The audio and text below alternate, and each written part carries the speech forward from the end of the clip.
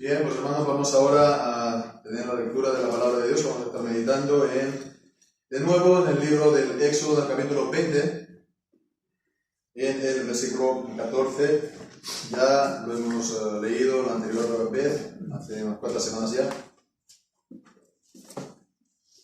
Creo que fue el día del bautismo de Guillermo, ¿no? Por la tarde. Estuvimos comenzando a meditar este mandamiento. Éxodo, capítulo 20, versículo 14, el séptimo mandamiento del decálogo: no cometerás adulterio. No cometerás adulterio. Y bien, pues entonces, siguiendo la manera, digamos, habitual de proceder, de estudiar estos mandamientos, primero lo que hacemos es estar viendo los deberes que nos están ordenando en este mandamiento, aunque está en forma de prohibición: no cometerás adulterio. Y entonces pasaremos a la parte de los pecados que prohíben. Esto sería más bien parte, se puede decir, de denuncia, ¿no? Pero antes de esto hemos de ver la enseñanza, ¿no? La enseñanza positiva sobre la cual se sustenta este mandamiento, y entonces los deberes, ¿no? Aquello que tenemos que hacer, aquello que, digamos, de manera positiva, ¿no? Se puede decir así, ¿no? Nosotros tenemos que hacer y guardar, ¿no? Para cumplir, para guardar este mandamiento. El primer estudio, por cosas de la técnica, se perdió, ¿no?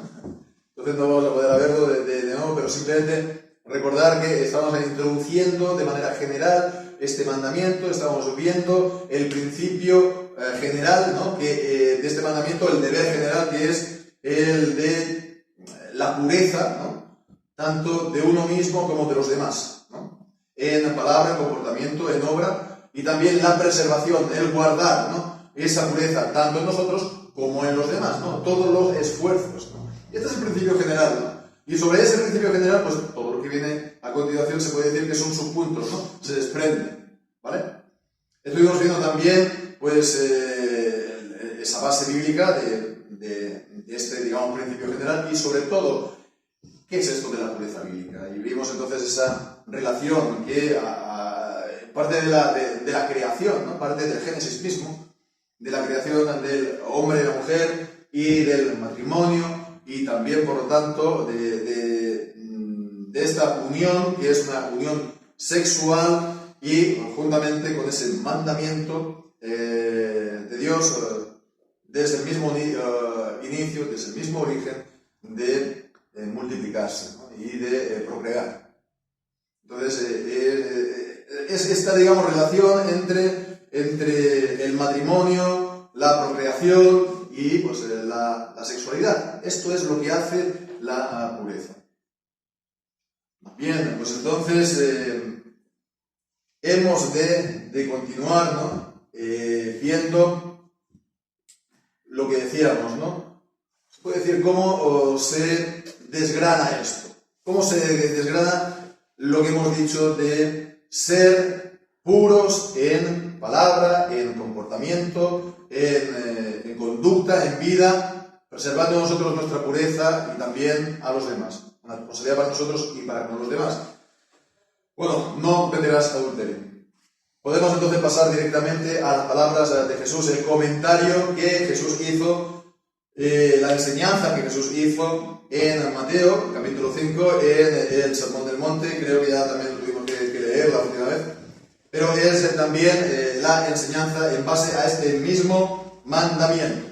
Y vemos que dice en el capítulo 5, versículo 27, oísteis que fue dicho a los antiguos: no cometerás adulterio. Mismo mandamiento, el séptimo mandamiento del decálogo. Pero yo os digo que cualquiera que mira a una mujer para codiciarla ya cometió adulterio con ella en su corazón. Y si tu ojo derecho te es ocasión de caer, sácalo y échalo de ti, porque te es mejor que se pierda uno de tus miembros y no que todo tu cuerpo sea echado al infierno. Y si tu mano derecha te es ocasión de caer, córtala y échala de ti, porque mejor te es que se pierda uno de tus miembros y no que todo tu cuerpo sea echado al infierno. Entonces, vemos, ¿no? No vamos a entrar ahora a hacer una interpretación o una explicación en detalle de todo lo que aquí se dice de cada palabra, pero sobre todo vemos, entonces, de la misma manera que hemos visto también en el resto de los mandamientos, ¿no? El Señor Jesús lo que hace es profundizar la ley de Dios. Entonces, no está hablando solamente del mandamiento formal, ¿no? Lo que se puede decir así, un mandamiento formal, a no cometer adulterio. Pues hombre, yo nunca he sido infiel a mi mujer, nunca he sido infiel a mi esposo, entonces yo nunca he transgredido este mandamiento, ¿no? Pero entonces vemos que va hacia, digamos, profundiza, va hacia, el corazón de las cosas. Y dice, si tú miras a una mujer para codiciarla, ¿no? Estás casado a lo mejor, ¿no? O incluso pues, estando soltero, pero digamos, pues estás preso de esto y de este tipo de cosas, pues tú ya has transgredido este séptimo mandamiento, ¿no? Porque no es solamente el acto en sí y ya está, sino también demanda una pureza interior, una pureza en el espíritu, ¿verdad? Bien, pues entonces podemos decir así, ¿qué deberes, ¿no? Además de, pues esto, no cometer adulterio, ¿no? El acto formal, digamos, es decir, ¿no? El principio, o como se quería decir, en sí mismo, ¿qué deberes hemos de practicar? ¿No? Y al hacerlo, pues estaremos guardando este mandamiento, ¿no? Pues hay una serie de cosas, ¿no? Que podemos ver hasta 6 puntos, espero que nos dé tiempo en esta tarde. Hasta 6 cosas, ¿no? Que tiene que ver, pues, con la manera de vivir, pero también interiormente veremos, ¿no? Que vamos a ver cosas que podemos decir no tienen nada que ver con lo que trata el mandamiento, ¿verdad? Adulterio, fidelidad en el matrimonio, pero sí tiene todo está relacionado en la vida y todo está relacionado también en la Biblia. Entonces, veremos, ¿no? Comenzamos. Pues a partir de la palabra de Jesús mismo, quien mira a una mujer para codiciarla ya cometió con ella adulterio en su corazón.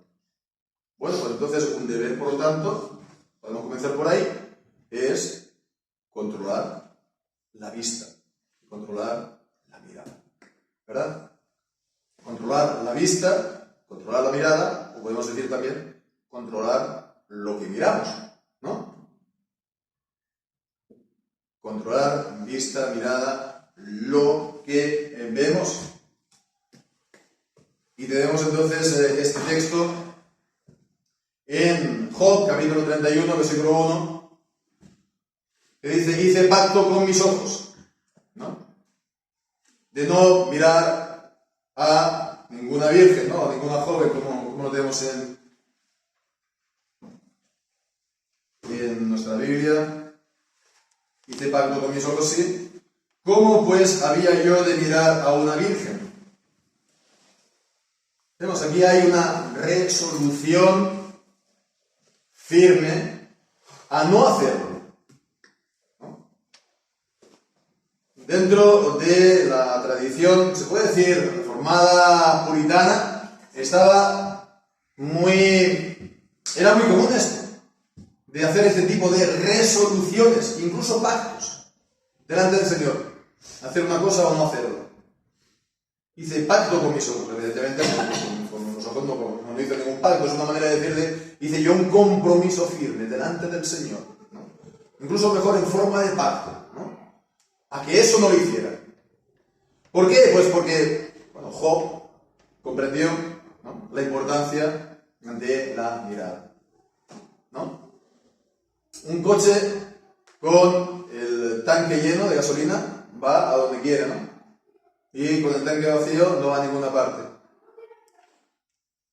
Entonces, bueno, pues entonces vemos que es lo mismo también con la mirada. Todo comienza, pues, por el interior.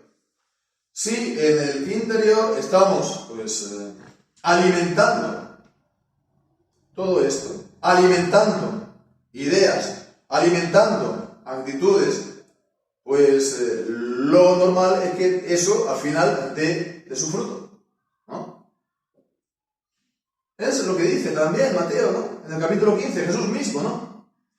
Que no es lo que sale de la boca lo que contamina al hombre, sino lo que sale del corazón, porque del corazón sale ¿qué? Las fornicaciones, los adulterios, los homicidios, etcétera, etcétera. Es lo mismo también como lo habíamos visto antes con el homicidio, ¿no?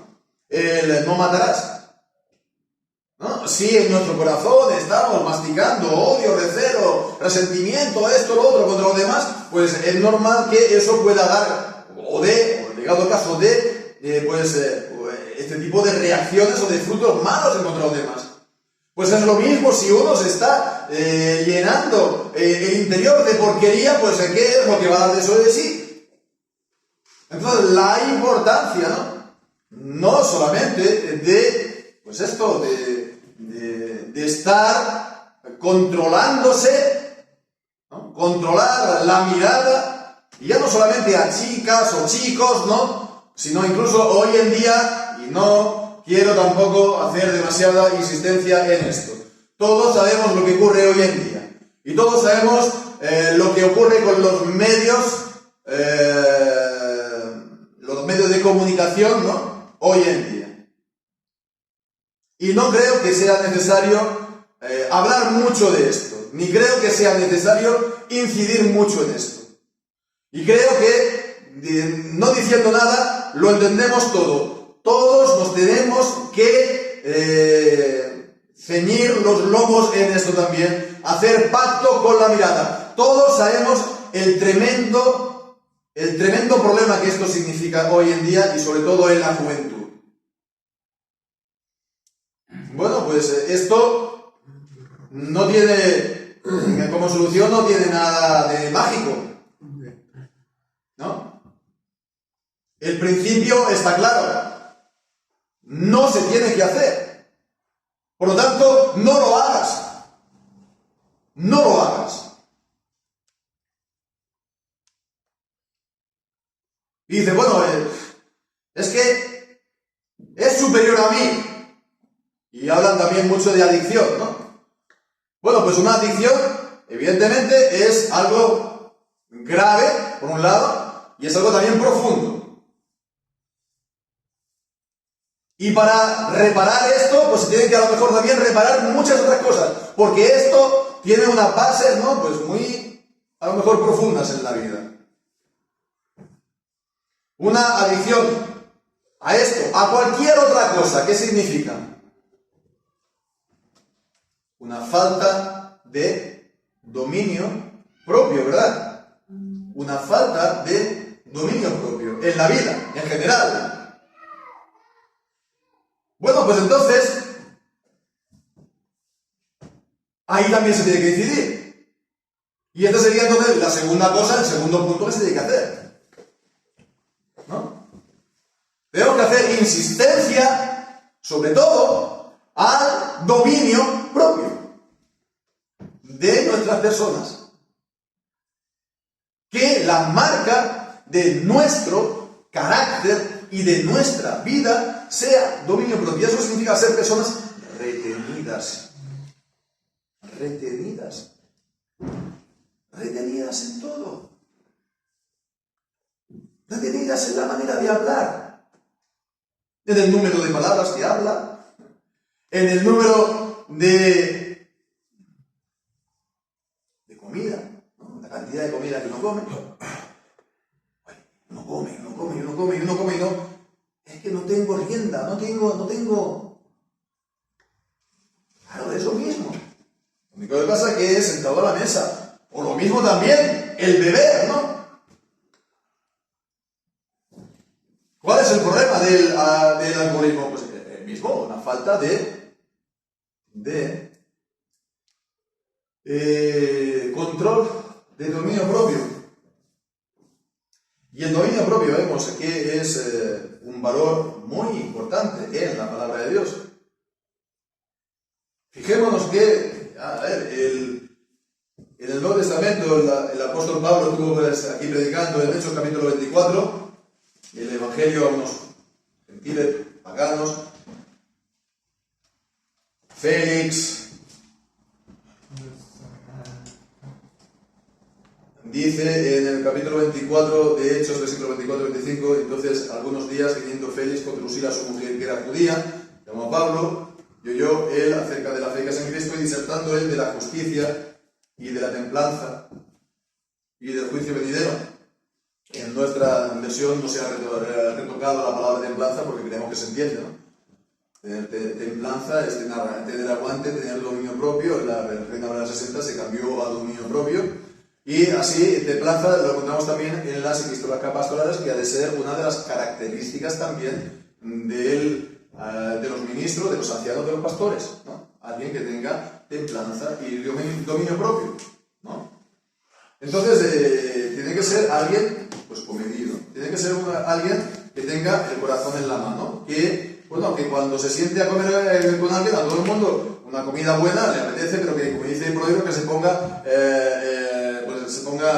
el tenedor en la garganta, ¿no? Que no esté anhelando la comida de los demás, o en fin, ¿no?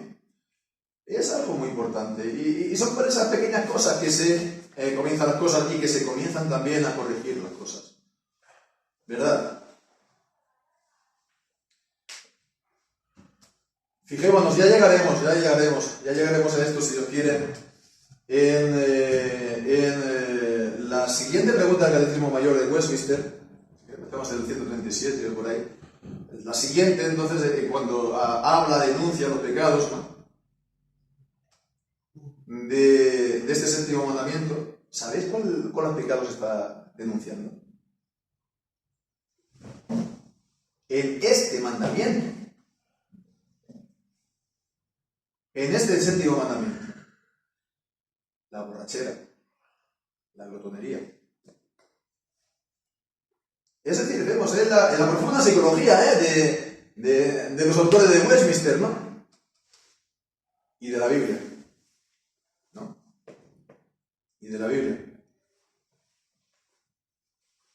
Por eso, una persona que tenga, pues, estos fallos, ¿no?, se puede decir, de control, de dominio propio en todas estas cosas, ¿no?, pues es lo normal que también lo vaya a ser en lo otro. Todo está relacionado, ¿verdad? Todo forma parte también en la trama de nuestra vida y todo forma parte, por lo tanto, de nuestra manera de ser, ¿no?, y de reaccionar. Siguiente cosa, por lo tanto, ¿cómo voy a ser de esta manera? Pues aplícate entonces a hacer las cosas también con fuerza. Aplícate también a trabajar con fuerza. Aplícate a ser una persona disciplinada. Aplícate a cumplir tus responsabilidades y a trabajar con ímpetu, a dejar ahí, pues, tus fuerzas, ¿verdad? El trabajo diligente es, digamos, una cortafuegos para este tipo de cosas. Alguien que no trabaje diligentemente, también al mismo tiempo, pues será alguien que normalmente no va a tener un buen dominio propio o templanza en su vida. Alguien que trabaje con fuerza y que sea diligente en sus tareas, él al mismo tiempo normalmente podrá tener ese dominio propio, ¿no?, en todas las áreas, y también, el que hemos dicho al principio, de las miradas y del corazón en todo este tipo de cosas, ¿no?, de este mandamiento. Y es también lo que encontramos en la palabra del Señor. Fijémonos en Proverbios capítulo 31, Proverbios 31, y al final, En el Proverbios nos encontramos tantos pasajes que nos habla precisamente de esto, de la diligencia en el trabajo. ¿No? Pues no es el Proverbio capítulo 31, versículo 11, pero... No lo es, no es, lo he tomado mal la...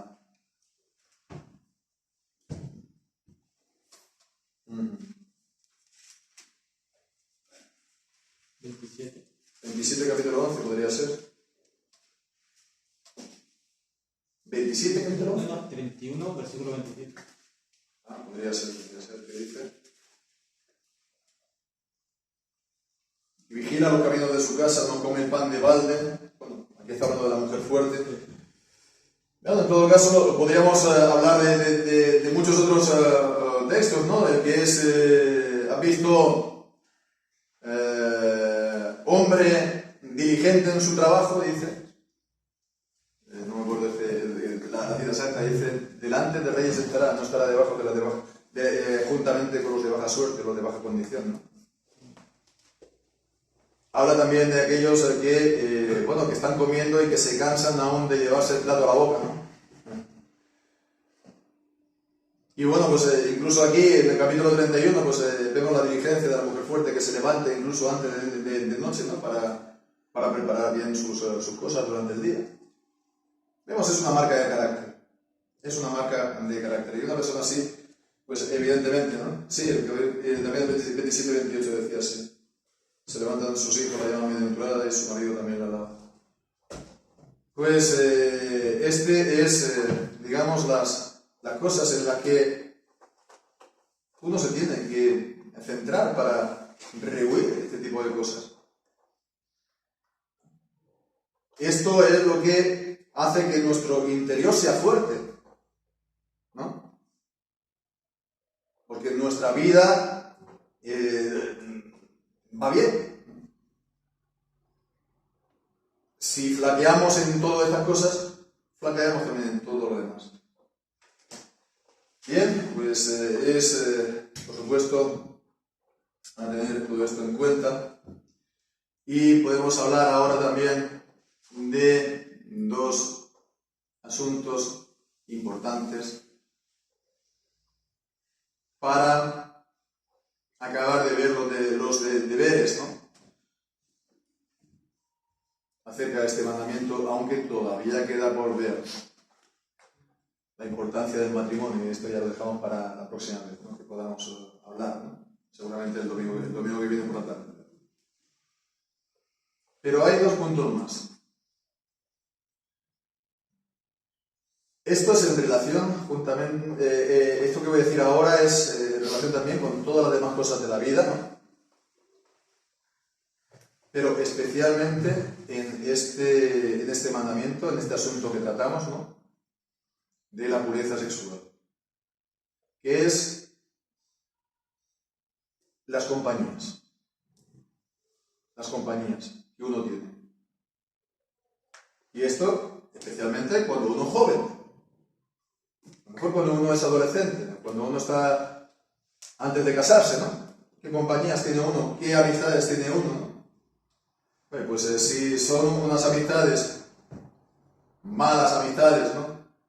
Que beben, que fuman, que van de fiesta, etcétera, etcétera, ¿no? Y uno pues es un buen chaval, una buena chica, ¿qué es lo que van a hacer? Le van a arrastrar a esa misma manera de vivir, ¿verdad? Entonces, vemos que los chicos y chicas cristianos, en este caso, han de ser también muy cuidadosos con las compañías y con las amistades que se hacen. Y también los padres cristianos, ¿no? Han de ser, pues, también sabios y cuidadosos, ¿no? Para, pues, permitir o orientar o fomentar unas relaciones u otras, ¿no? Evidentemente es mucho más fácil cuando el niño tiene o la niña tiene 3 años, 5 años, 7 años, que cuando tiene 15, 17, 19 años, ¿no? Y llegado ya a una edad, ya se entiende que son también responsables por sí mismos. y que se les ha educado durante una serie de años, normalmente alrededor de 18 o 20 años, para que, llegado a ese punto, sean responsables por sí mismos, ¿no? Aunque siempre están los padres por detrás, que tienen algo que decir y algo que, pues, que contar, ¿verdad? Porque los padres seguirán siempre siendo padres y siempre se les tiene que guardar el respeto, y ellos tienen también la autoridad como padres siempre, ¿no? Ahora bien, llega una edad en la vida en la que cada uno pues ya es responsable por sí mismo. Y entonces el chico cristiano y la chica cristiana pues entonces tiene que ser sabio para ver entonces con quién me voy a relacionar. ¿Con qué amigo me voy a echar? ¿Eres primeramente cristiano, sí o no? ¿No? O a lo mejor dices, sí, ¿no? Va a la iglesia, pero después, ¿él es realmente cristiano? ¿Él se interesa realmente a la palabra de Dios? ¿Él cómo, o ella cómo, por ejemplo, ella cómo va vestida a la iglesia? ¿O cómo va vestida a... y vamos a hablar ahora de esto también, ¿no? ¿Cuáles son entonces las expectativas de este chico o de esta chica en la vida, ¿no? Este chico, en la manera de tratarse a las chicas, por ejemplo, ¿cómo lo hace? Se está exhibiendo, se está, digamos, pavoneando, ¿no? ¿Se puede decir así? ¿Lo ves que es un flirteador, ¿no? En potencia. Entonces vemos que es un punto importante, ¿no? Porque es guardando las compañías, ¿no? que dependen en buena medida de esto, ¿no? No significa pues de que no nos relacionemos con nadie, no significa que no tengamos amigos, no significa que no tratemos a todo el mundo por igual en la iglesia, no significa eso, no significa que incluso tengamos amistades o tratos o relaciones fuera de la iglesia, incluso con gente no creyente. Pues eso es una cosa, y otra cosa es lo que se entiende como compañías, ¿no? O amistades, ¿no? Salir por ahí, ¿no? Compartir con ellos, ¿no? Y sobre todo, las compañías, las amistades, etcétera, etcétera, es para, comillas, pasarlo bien. Que es lo que prevalece en nuestra cultura. Los jóvenes lo tienen que pasar bien, ¿no? Fiesta, diversión, ¿no? Pues, al tanto, porque de esto, pues, dependen muchas cosas.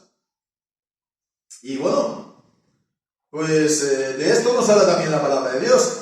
Podríamos multiplicar también pasajes, ¿no? Pero creo que nos podemos simplemente acordar del Salmo número 1. Bueno, ahí está hablando de los burladores y de los que derraman sangre, pero también podemos hablar de esto, ¿no? De aquellos que no se juntan con los pecadores, de aquellos que pues guardan las distancias, ¿no? Cambia lo de burladores y pues de derramar sangre, o como dice Proverbios en el capítulo 1, o pues no sé, ¿no? Cambia esto a la fiesta, a etcétera, etcétera, ¿no? Vamos a ligar, a salir con chicas o a chicos, etcétera, etcétera. Es lo mismo. Esto en cuanto a solteros. En cuanto a casados, ¿qué compañía buscamos como matrimonios? ¿Compañías sanas de otros matrimonios cristianos? Cuando nos encontramos, compartimos y por lo menos hay un ambiente cristiano, ¿no? Y es de edificación. Es lo que se entiende, ¿no? Que tendría que ser así. Entonces, las compañías, el ser sabio en escogerlas como cristianos y tener, ¿cómo decir?, este carácter cristiano en nuestras relaciones con la gente, pues es de total importancia. Bien, pues hablando ya del último punto, y sí, nos da tiempo también a tratarlo. Ya hemos estado hablando de todo lo que hemos dicho, ¿no? De controlar los ojos, entonces del dominio propio también, del trabajo diligente, del rehuir bueno, podríamos hablar también del rehuir de las ocasiones, ¿no? Si uno sabe también, pero eso está también en relación con el dominio propio, ¿no? Si uno sabe que, pues, no sé, pasar por delante de esa pastelería, por esa calle hay una pastelería y siempre que voy, pues me quedo ahí viendo los croissants y las pastitas y no puedo dejar de entrar ahí y comprarlo, pues entonces ¿qué vas a hacer? Pues no paso por esa calle y ya está, ¿no? Rehuir entonces las ocasiones. Que también está en relación, como hemos visto, con las compañías, etcétera, etcétera. Pero todo esto entonces es el trabajo personal de cara a uno mismo, para que nosotros seamos puros y guardemos nuestra pureza, ¿verdad? Pero también hay otro aspecto importante, ¿no? Que es de cara a los demás, porque decíamos al principio, la otra vez, ¿no? Preservar en nosotros y en los demás la pureza, ¿verdad?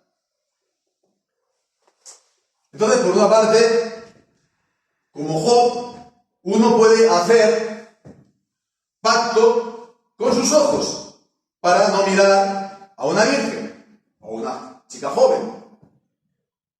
Pero la chica joven, a su vez, puede hacer pacto, pues no voy a decir con, no sé, pero puede también plantearse de qué manera se viste, ¿no? Si eso, pues, está mejor o peor. Si la manera de vestirse es apropiada para presentarse en compañía de hombres. Si eso, pues,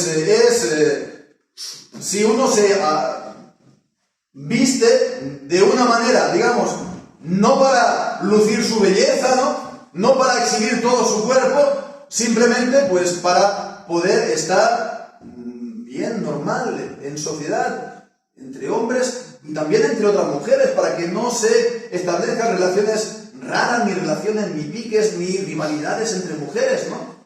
Que también eso es otro.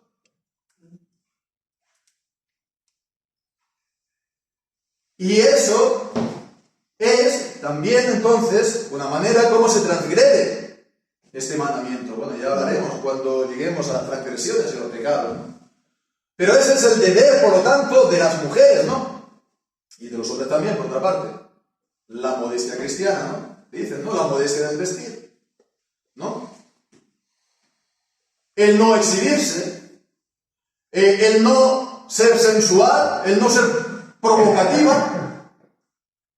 Ahora mismo, pues, decir esto, pues parece como si sea un grave problema o un grave, no sé, por parte de los hombres, ¿no? Porque dirán, no, dices eso, pues entonces el problema eres tú que miras.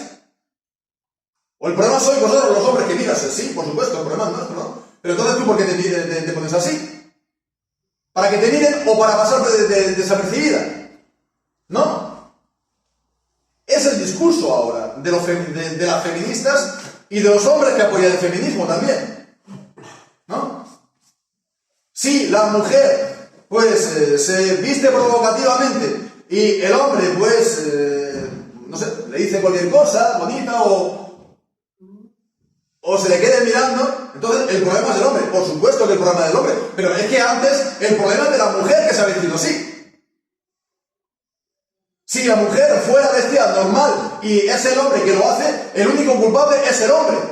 Pero si es de la otra manera, primero la culpable es la mujer, que es la piedra de tropiezo para el hombre. Y a ver, esto es una cosa muy, muy, muy importante hoy en día. Decíamos la primera vez que estamos aquí tratando este tipo de cosas, lo que es el centro neurálgico de nuestro tiempo. Todo se mueve alrededor de esto. Pensemos, ¿no? Todo el dinero que mueve la moda de los jóvenes, ¿no? Hoy en día. Y la música de los jóvenes, que va en relación con la moda del vestir de los jóvenes, etcétera, etcétera. Ya solamente hablando, por lo tanto, de intereses económicos, ¿no? De lo que esto mueve la economía. Pensemos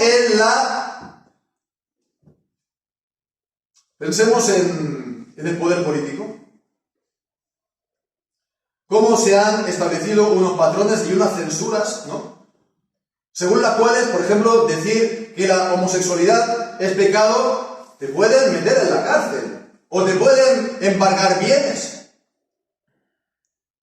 Y eso es lo que dice la Biblia, en el Antiguo y en el Nuevo Testamento. Primera de Corintios, capítulo 5, 6, capítulo 6. Romanos, capítulo 1, etcétera, etcétera. Pues entonces, vemos, es realmente el centro neurálgico, porque lo han convertido así. Pues, hermanos, hemos de ser cuidadosos en todas estas cosas. No puede haber realmente un cambio para bien en nuestras sociedades sin abordar este tipo de cosas. Imposible. Pero el problema es decir, no, la sociedad es la sociedad y la iglesia es la iglesia. Sí, teóricamente es así, por supuesto que sí, pero el problema es que la sociedad y la iglesia son vasos interconectados y lo que está en la sociedad, pues quieras o no, nos afecta. No vivimos en una burbuja, ¿no?, aislado de ellos, ¿no? Porque estamos en el mundo, ¿no? Y el mismo profeta Isaías dijo: ay de mí, que soy hombre de labios inmundos. ¿Por qué? Pues seguramente la razón principal era porque habitaba en medio de un pueblo de labios inmundos. Y había este tipo de influencia, de influjo, de solidaridad espiritual. Estás en medio de un pueblo y al final te impregnas y no te das cuenta, ¿no? Y es como, pues no sé, que al final, pues de tanto convivir con todo esto, es como que pasa a ser también tu manera de ser, ¿no? O el perfume que desprendes. Entonces hemos de ser muy, muy, muy cuidadosos en esto. Pero sobre todo porque es la voluntad de Dios, sobre todo porque es el diseño de Dios, sobre todo porque es la palabra de Dios, sobre todo porque es también,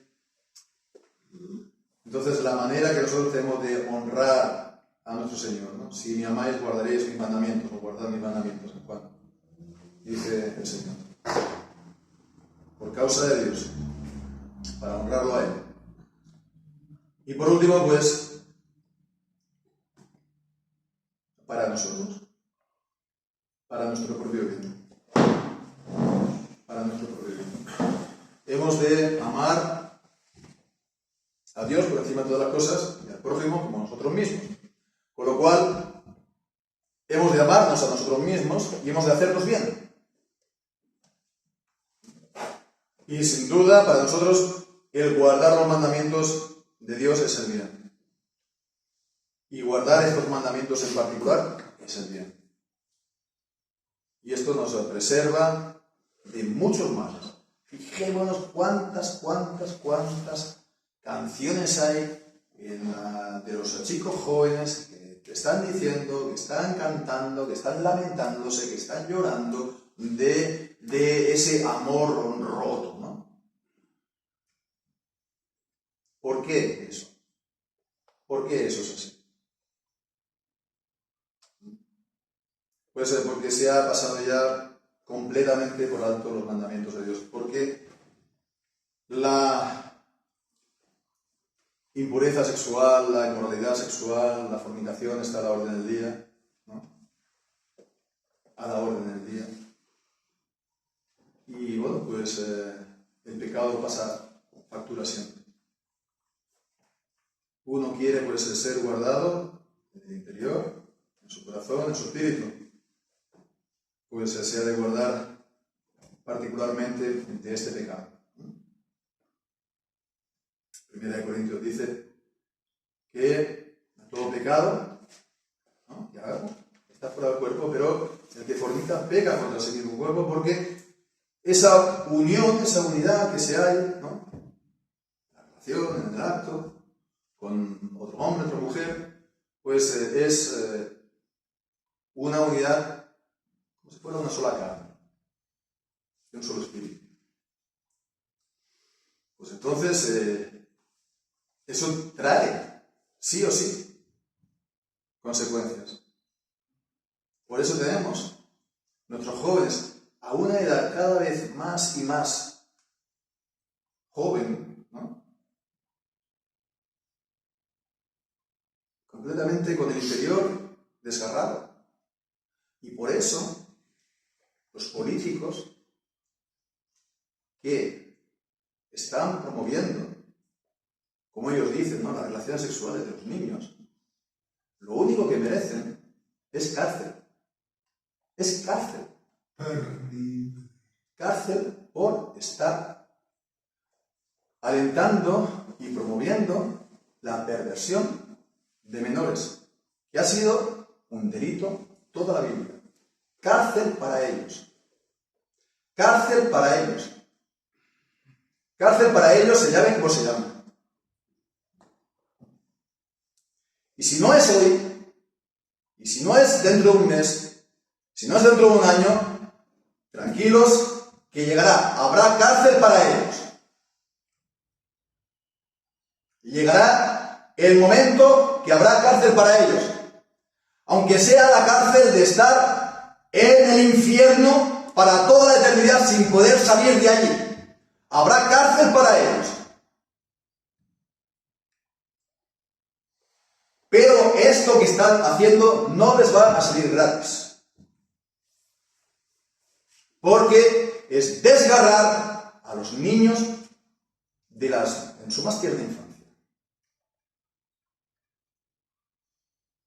Pues hermanos, guardemos entonces esta palabra, guardemos entonces los principios y guardemos entonces, como hemos dicho, la pureza